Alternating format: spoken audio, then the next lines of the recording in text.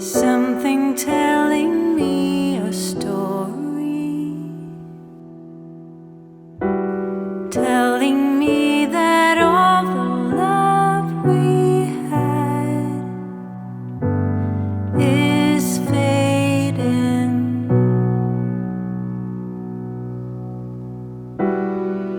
There's something about your smile, something telling me a secret, telling me that all the happy days just passed us by. Behind your eyes, there behind your smile, now that we're just standing here, it all seems clear.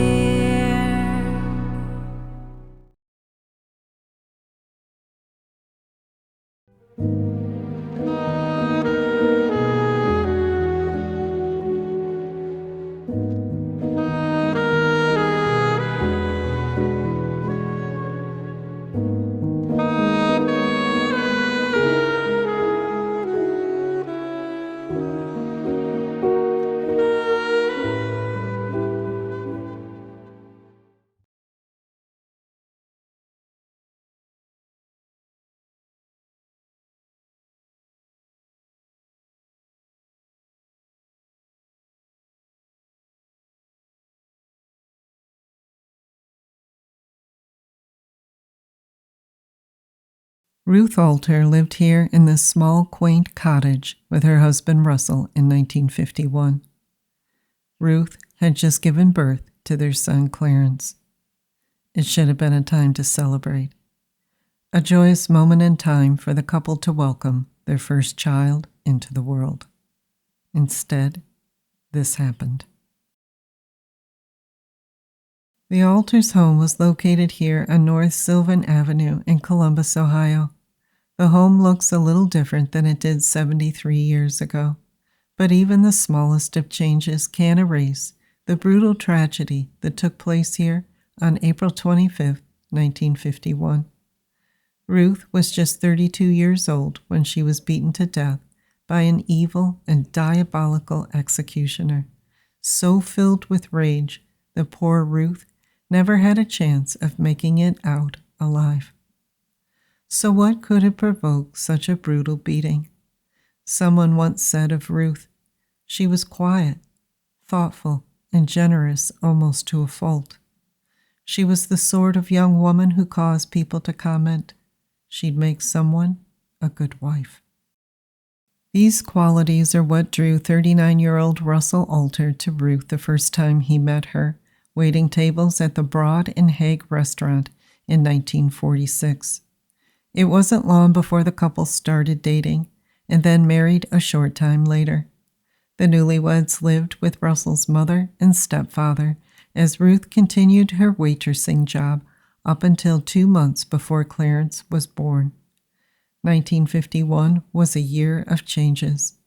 Not only was there a baby on the way, but the couple also purchased their first home together on North Sylvan. This was Russel's third marriage, and he was hopeful that this time things would work out.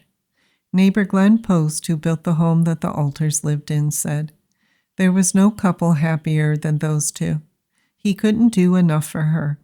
Bought her a new washer to help with the clothes and a television set to keep her from getting lonesome when he worked at night and she was home alone. Russ was always running errands for his wife, and she was the nicest young woman you ever did meet."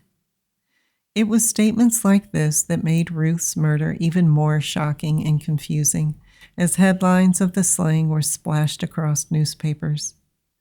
What was the motive? How did a killer covered in blood get away unnoticed? And most importantly, how was he or she able to elude capture for 73 years. We'll begin with the events of April 25th with what Glenn Post heard early that morning. Post lived at 362 North Sylvan and seemed to know a great deal about the Alters after knowing them for just 2 months. He said he heard Russell start his car at around 5 a.m. This time directly contradicted Russell's statement of when he left for work. At 5:30 a.m., Russell said Ruth was nursing the baby after breakfast that morning. At around 5:40 a.m., Russell said he left for work. Russell was a special sheriff's deputy for 16 years and was head of the West Side Merchant Police. He was also a Pennsylvania Railroad fireman, and that is where he was headed that morning. Russell claimed that he saw a man walking south on Sylvan toward Broad Street. He said the man looked at him, but he was at least 100 yards away, so he couldn't tell who the man was or describe what he was wearing. From 6:40 a.m. to 3 p.m., Russell's co-workers stated that he had been on duty with him at the Pennsylvania rail station, and the two of them even had lunch together. Taxicab driver James Bova stated that he picked a man up from Union Station at 8 a.m. that resembled Russel Alter and drove him to the west side and let him out near a lumber company near the Alter home. From 8 a.m. to 12 p.m., Mr. E.A. Rosenblum at 357 North Sylvan reported to police that he worked on his front lawn until noon, but didn't recall seeing anyone strange in the neighborhood. At 8:30 a.m., Spear Funeral Home made a phone call to the Alter home. They were the last to speak to Ruth before she was murdered. The funeral home left a message with Ruth asking if Russell would act as an escort for 2 funerals, a service that Russell had been providing for the Columbus District funeral homes for a number of years. At that time, Ruth sounded pleasant and not in any distress. Somewhere between the hour of 8:45 a.m. and 9:35 a.m., Emma Russell of 359 North Sylvan and Ruth Ward of 344 North Sylvan claimed to see a car matching that of insurance salesman George Phillips parked near the Alter home. Neither could confirm if the man seen entering the Alter's vestibule was George or a door-to-door salesman seen that morning by several in the neighborhood. Bakery truck driver James Stonerock also placed George's car in the neighborhood. We then have William Ward of the Donaldson Baking Company stating that he stopped at the Alter home at 5:10 p.m. and knocked on the front door, but no one answered. He said he looked through a window and the home looked mussy, but he didn't see a body. Ward also reported that he didn't see a business card left outside the Alter's front door at that time. Finally, we have the discovery of Ruth's body at 6 p.m. by Russell and his parents. Ruth was found murdered on the kitchen floor. It's interesting to note at this point in the case that from 5 a.m. to 6 p.m. on April 25th, the neighborhood on North Sylvan was bustling with activity. 30 homes lined that street. There were salesmen, milkmen, bakery delivery men, and children heading off to school. Many witnesses claim to have seen things that tragic day in Columbus, and yet no one saw a killer enter or exit the Alter home covered in blood. Let's get back to the discovery of Ruth's murder. Russell didn't go directly home after work. He stopped to see his parents and invite them back to see the new home and baby that had just been born 17 days earlier. Upon arrival, Russell's mother, Stella Drugan, stated that she found George Phillips' insurance card on the floor of the vestibule and slipped it into her pocket. The card wasn't turned over to police until a week later. Once Russell and his parents stepped inside the small cottage, they knew immediately that something horrible had happened. Stella found Ruth on the kitchen floor. There was blood everywhere. She cried out, "Oh my God, she's had a hemorrhage." After taking a quick look around, baby Clarence was found safe in his bed, and the sheriff's department was immediately called to the scene. As the investigation got underway, deputies stated that Russell sat outside the home sobbing, "Why, oh why?" and "Poor baby." The infant had gone over 12 hours without being fed, and Russell had some decisions to make. Many of Ruth's relatives wanted to care for Clarence, but instead, Russell's choice of caregiver left most of them bewildered. Russell called his second ex-wife, 21-year-old Mrs. Betty Lehman, and asked her to care for Clarence. Mrs. Lehman said that even though she and Russell were divorced, she and her current husband remained close friends of the Alters. The baby was taken to Betty's in-laws' house to help care for the infant. Now that Clarence was taken care of, Russell went back home to his parents, and 3 days later, there was another strange occurrence. On April 28th at 7:45 a.m., Stella Drugan received a threatening phone call from a female. The caller said, "You too will be murdered soon." What was really going on here? First, Ruth is savagely beaten to death, and now a female is threatening Stella's life. To understand the implications of this threat coming from an unknown female, we are now going to take you back to the crime scene to show you how the sheriff's department believed Ruth was murdered, and a crucial piece of evidence that leads to a shocking, possible conclusion. This is a diagram of the Alter home. Ruth, Russell, and baby Clarence began their day at the kitchen table. Ruth was wearing a slip, silk panties, and a chenille robe. Russell finished his breakfast, and Ruth was nursing Clarence when he left for work at 5:40 a.m. We know that Ruth was alive at 8:30 a.m. when she received a call from the funeral home. Sometime after the call, Ruth begins her daily chores. There were damp clothes found in the washer and some unwashed dishes that had been put into the kitchen sink. Before Ruth had a chance to change into her outfit for the day and wash the breakfast dishes, there was a knock at the door. Russell said that he always told Ruth to keep the doors locked, so whomever distracted her from her daily routine must have been someone she knew. Investigators said it looked as if Ruth had taken her attacker into the bedroom to see the baby. This person was definitely someone she knew and trusted. It was during this interaction that the attack on Ruth began. Ruth was most likely standing near or sitting on the bed when the attacker took a plastic lamp from the bedside table and struck the first blow. A spot of blood on the left side of the bed indicated that Ruth had fallen onto the bed or was hit with such force it threw her backward across the bed. A fierce struggle ensued and caused the lamp to break into two pieces. Blood covered both pillows and soaked through to the mattress at the head of the bed and spattered across the walls. Areas of blood were also found going down the side of the bedspread and pooling onto the rug. Now that the lamp had broken, the attacker searched for another weapon and decided upon one of Russell's heeled slippers. Ruth somehow makes her way into the living room while trying to fend off her attacker. This is one of the most fierce battles the sheriff's department has ever seen. From the living room, Ruth goes back into the kitchen, where she was likely trying to flee out of the back door. Blood is now everywhere in the kitchen as the battle raged on.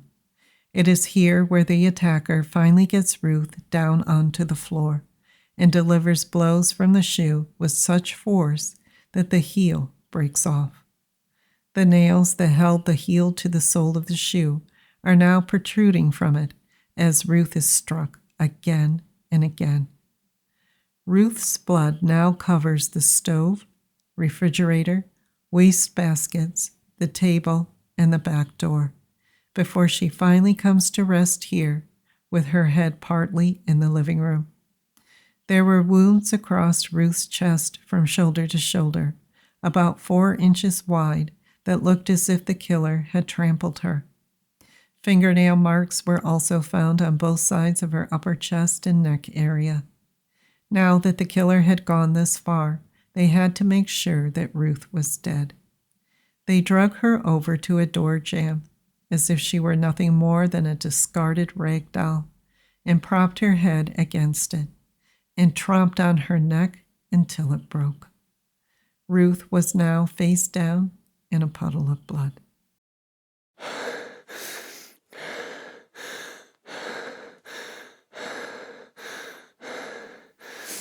Now the house is silent.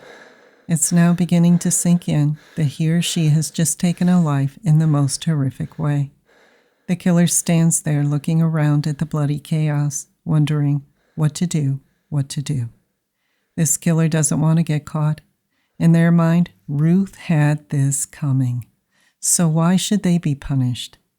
Panic starts to take over the killer. They know they have to get rid of any evidence and clean up before making an escape. The heel of the slipper was left lying in the puddle of blood, but the rest of the shoe containing their fingerprints was taken into the bathroom and washed in the commode. A long blood-covered hair from Ruth was found clinging there. Several brown paper towels that did not match those in the home were used to wipe down prints. There was also a 15 by 15 inch chamois cloth found under Ruth's body that did not come from the Alter's home. There was some crucial evidence left behind in the killer's haste to leave. There were several small buttons found at the scene. One was found at the foot of the bed and one near the head of the bed. Others were found closer to Ruth's body. The buttons were covered with mother of pearl and said to be much like those found on the cuffs or front of a woman's jacket. Upon further investigation, the buttons were found not to match any of Ruth's clothing. Also left behind were 6-inch strands of hair clutched in both of Ruth's hands. The hair was quite fine, and the shade was light brown, with part of each strand showing that it was turning to gray. Taking the buttons and hair into consideration, and the fact that Ruth weighed just over 100 pounds, deputies concluded that there was a high probability that the killer that they were looking for was either a female or a female assisted by a male. There were a few other notable details from the crime scene, one of which was the lack of blood evidence found outside the house. Even if the perpetrator cleaned themselves up, you would still expect to see a smudge or two of blood evidence leading away from such a bloody scene. Russel also claimed that a $185 Gruen watch and a Ronson lighter were missing, along with a small amount of cash that was kept in a dresser drawer in the bedroom. However, the home did not look as if it had been burglarized, leaving doubt that this was a robbery gone wrong. Then there were at least 11 firearms found in the home. Some were used by Russel in his law enforcement work, and some were part of his collection. A .38 caliber police special and a .32 caliber pistol were found fully loaded and lying in clear view on tables in the living room. Let's stop here for a moment to consider why Ruth didn't use one of the firearms to stop her killer, and this is where I'm going to offer you my opinion.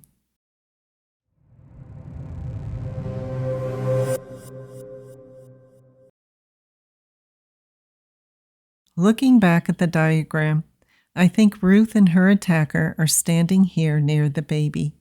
A verbal altercation suddenly begins.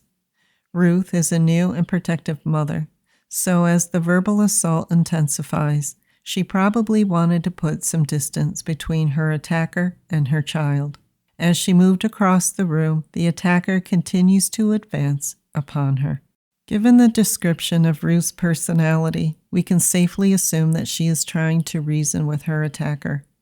But the more she tries to de-escalate the situation, the more abusive and out of control the attacker becomes. As the two are standing beside the bed, what started as a verbal assault now becomes physical. The attacker probably pushed Ruth onto the bed, picked up the lamp, and begins beating her. At this point, Ruth is dazed and stunned in disbelief. Every person facing this kind of assault will now choose between fight or flight. We know by the blood patterns that Ruth has chosen both. While fighting her attacker, Ruth knows that two options await in the living room: the guns and the front door exit where she can escape to get help. But Ruth would never be given the chance to get close to either of these options. Ruth's attacker is now reaching the peak of their rage and forcibly stops her progress as she enters the living room and corrals her back into the kitchen. This is where the attacker quickly unleashes their killing instinct. If this killer is indeed a woman, in my opinion, she had been in altercations before, or perhaps may have even been in prison and saw firsthand how to break someone's neck. Of course, this is just conjecture, based upon the premise that the killer is female. We'll now move on to the coroner's report to see what other details can be gleaned about Ruth's killer, and whether or not there is more mounting evidence that points to either a female or a male killer. Dr. Robert E. Whibble and Dr. John T. Paugh, assisted by two other persons, performed the actual autopsy on Ruth Alter at 9 p.m. April 25th, the day she was slain. Dr. Whibble was the first to gather the strands of hair clutched in both of Ruth's hands. Whibble claims that he notified Coroner Robert A. Evans at least 3 times about what looked like female hair, to which Evans finally replied, "We already have the murderer." Whibble later stated that at that point, he decided that saving the hair as evidence wasn't necessary. The hair was washed down a sink drain by a laboratory assistant. Evans would later testify that Whibble's recollection of those events were only partially accurate. Evans did report that the cause of death was a broken neck and a loss of blood from head and face wounds. There were fingernail marks on both sides of Ruth's neck, along with blunt force trauma to the top of her head, forehead, and face, to the point that Ruth was unrecognizable. Ruth's left hyoid bone was fractured, and her nasal bones were so fractured that it caused massive hemorrhaging. There was no sign of sexual assault, and Evans not only agreed that Ruth's killer could have been female, but the perpetrator would likely have scratches on their face due to the horrific struggle before Ruth was killed. The time of death, or lack thereof, would go on to play a large part in Ruth's case when it went to trial. There were 2 differing reports. One was given as 12 to 15 hours before the victim was found, and the other was more specific, declaring the time of death between the hours of 8:30 a.m. and 12 p.m. The time discrepancies and the focus of the investigation on only 2 male suspects may have let a female killer walk free. This now brings us to the investigation of Russel Alter and insurance salesman George Phillips, which oddly enough did not include any female subject. The first arrest came at Ruth's graveside. Russel Alter was taken into custody and questioned extensively. He willingly underwent 2 lie detector examinations that lasted for 90 minutes. Sheriff Ralph J. Paul announced to the public the findings of these tests. He said, "Tests run on the lie detector show that Russ Alter had no hand in killing his wife, nor does he have any knowledge of who did." Although Russell vowed to work with fellow officers on his wife's case, he declared that he would launch his own investigation in the hunt for her killer. Unfortunately, the damage to Russell's reputation was already done, and the public continued to be suspicious of his involvement. Now that Russell had been cleared, the investigation made a dramatic shift to 23-year-old insurance salesman George Phillips. Ruth had been employed by George's father at his restaurant, The Broad in Hague, and George had known Ruth for over 5 years. There were rumors that Ruth and George didn't always get along. The story goes that one night, while Ruth was working, something was said that led to a push and a kick. Some customers said that the two were just joking around, but others disagreed. Whatever had taken place between the two of them, neither held a grudge, and Ruth continued to work at the restaurant, and she and Russell were even going to get insurance for Clarence, with George handling the paperwork. So what made authorities shift gears and take a closer look at George? While questioning neighbors and delivery men, deputies kept seeing George's car pop up on their radar, and they now had Stella Drugan turning over his business card as evidence that he had been to the Alter home. George was questioned 3 times about his association with Ruth. Mr. and Mrs. James E. Smith and Josephine Hunt and her roommate Dolores Dellenbach each claimed to have been present when George called the Alter home to set up the appointment to talk about insuring Clarence. The appointment was made for April 24th at 5:30 p.m., the day before Ruth was murdered. George said something came up and he didn't keep that appointment. Even though George emphatically denied killing Ruth, he was charged with second-degree murder, and if found guilty, he would serve a life sentence. The case against George was not without its problems. Prosecutors would have to explain away the pearl buttons, the long female hairs found clutched in Ruth's hands, and the scratch marks on both sides of Ruth's neck. You see, George had a handicap. He lost most of his right arm in an accident when he was a child. The prosecution would have to make the jury believe that a one-armed man could beat and break the neck of a healthy, strong young woman like Ruth.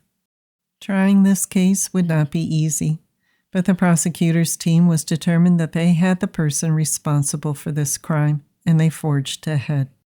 In fact, they were so determined to put George behind bars that they exhumed Ruth's body 4 months after her burial to search for more evidence. But jurists are unpredictable, and they would come back with a verdict that would shock even George. The jury, made up of 8 women and 4 men, listened intently as the prosecution and defense each laid out their arguments. George's attorney, Paul Herbert, proved to be an unwavering adversary who was just as determined to see his client go free. Here are just a few important highlights of the contentious trial that was splashed across newspapers as the public waited to see what would be George's fate. George testified that this was his schedule for the morning of April 25th. 8 a.m. to 8:45 a.m. he was in his office working on a report. 9 a.m. to 9:45 a.m. he was in a meeting with other insurance agents. After the meeting, he and other agents went to a place called the Coffee House, and he left there at 11 a.m. From there, he went to a restaurant in the downtown area and was there until 12 p.m. At 12 p.m., he started his collections and gave the names of the persons he talked to that day. Almost 20 witnesses were called during the trial and corroborated George's timeline. But then the prosecution called Albert Braverman to the stand. Braverman was the assistant manager of the insurance company where George worked, and he testified that he and Detective George Deckard checked George's receipt book for April 25th and found that he made a few calls, but made no collections. To further build their case against George, the prosecution claimed that bloodstains were found on George's shirt and on the cuffs of his pants that were picked up for dry cleaning the day after the murder. They also claimed that Ruth's type B blood was found on the right pedal of George's car. Laundry worker Lucille Wood identified the blood stain on a shirt that was shown during the trial. However, the shirt was never proven to belong to George Phillips. On cross-examination, Wood admitted that it wasn't uncommon to find bloody clothing from customers. Defense witness Dr. Horace B. Davidson, a pathologist, testified he found no trace of blood on any of the 14 state exhibits except on the heel of the left loafer owned by Russel Alter. Before resting their case against George, the prosecution addressed the female hair said to be clutched in Ruth's hands. A state's witness swore that, although not probable, it was possible that a victim could pull out their own hair during a struggle. Up to this point, defense attorney Paul Herbert had done an excellent job of poking holes in the prosecution's case. But they would also have to show that someone other than George had a motive for killing Ruth, and this is where the focus once again turned to Russel Alter. During testimony given at trial, it was hinted that perhaps Russell wasn't the father of Clarence. Russell was asked about filing for divorce from his second wife and the child that she had. Russell said that although the child wasn't his, he knew of no physical incapacity preventing him from fathering a child. The defense asked Russell why he looked down when he was asked if he knew who killed his wife. Russell fired back, "I can look anywhere I want." Each side, now feeling confident that they had presented the best arguments possible to the jury, handed the case over for deliberation. After just 3 hours, the jury came back with an acquittal. The jurors cited that the prosecutor failed to prove that the blood-stained shirt belonged to George Phillips. They failed to show a time of death and failed to prove that Phillips' business card was found inside the Alter's vestibule.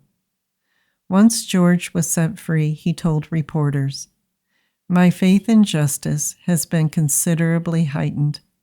I think the verdict was very just.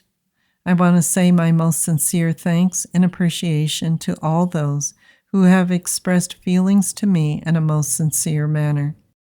Of course, a not guilty verdict would not stop people from talking, and George's life was never the same.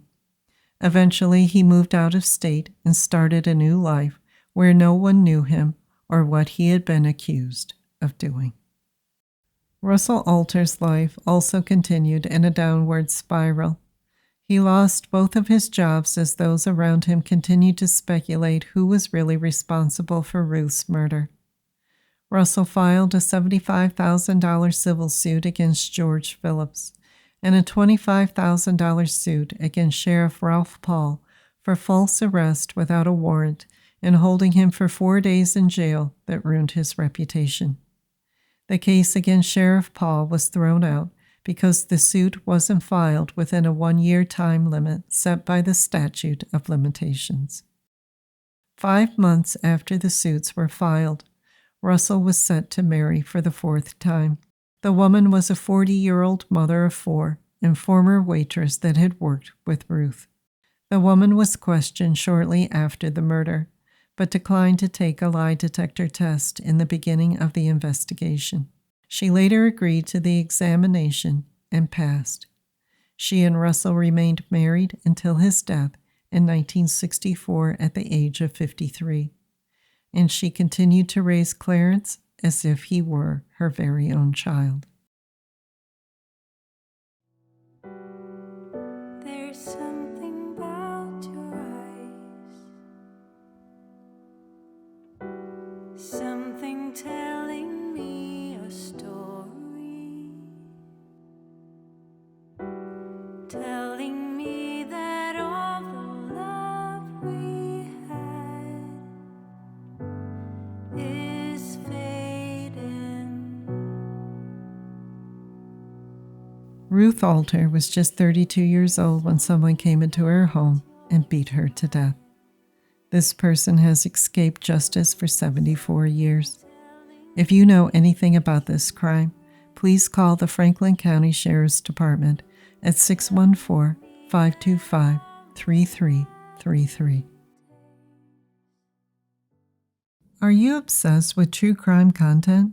Subscribe now and join our growing community as we analyze and discuss the details of some truly baffling cold cases. Browse our growing library of cold case investigations and immerse yourself in the mysteries that keep us up at night. Subscribe and join the EOJ community today. All it takes is a click.